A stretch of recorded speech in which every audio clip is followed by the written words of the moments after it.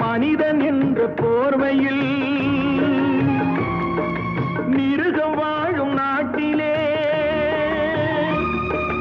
நீதி என்றும் நேர்மை என்றும் எழுதி வைப்பார் ஏட்டிலே, எழுதி வைப்பார் ஏட்டிலே.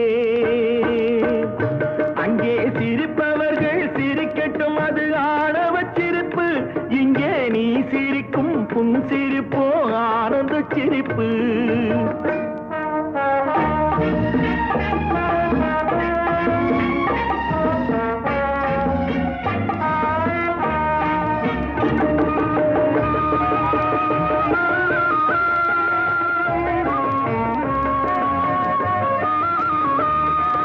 நாணல் போல வளைப்பதுதான் சட்டமாகுமா? அதை வளைப்பதற்கு வழக்கறிஞர் பட்டம் வேணுமா?